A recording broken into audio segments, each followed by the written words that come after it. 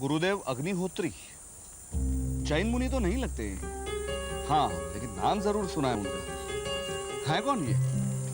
मैं नहीं जानती निरंग, and I have absolutely no curiosity about it. सवाल ये है कि पप्पा ने तुम्हारे नाम पर प्लॉट खरीदकर उन्हें क्यों दान में दे दिया? और ये बात सबसे छुपाई क्यों? प्रशांत ने कहा। हाँ, पर मैंने सोचा कि पप्पा से पूछ लूं, तो बाद में लगा कि पहले तुमसे पूछना चाहिए। गुस्सा आया था तुम्हें? आया था। तुम तो जानती हो प्रशांत का बात करने का तरीका। और बरसों से तुम्हें मेरे साथ कंपटीशन भी तो थी। झूठ। मुझे तुमसे कोई कंपटीशन नहीं है मिताली, तुम्हें मुझसे कंपटीशन है। इसीलिए जब पापा ने मुझे ऑफिस ज्वाइन करने को कहा, तुम भी जिद करके ऑफिस में आने लगी थी।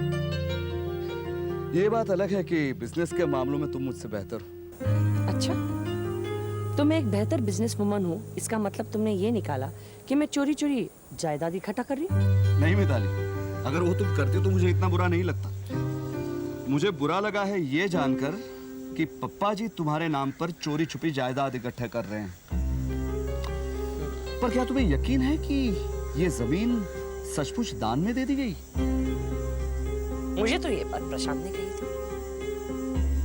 और तुम जानते हो नीरव कि प्रशांत की इंफॉर्मेशन कभी गलत नहीं होती। तो उसे ये भी कहो कि ये पता करे कि ये गुरुदेव अग्निहोत्री है कौन। वो मैं जानती हूँ। ये बात मुझे कुसुम ने कही। तुम्हें भी कुसुम का फोन आया था? हाँ, कुसुम का फोन आया था और तुमने सच कहा था नीरव।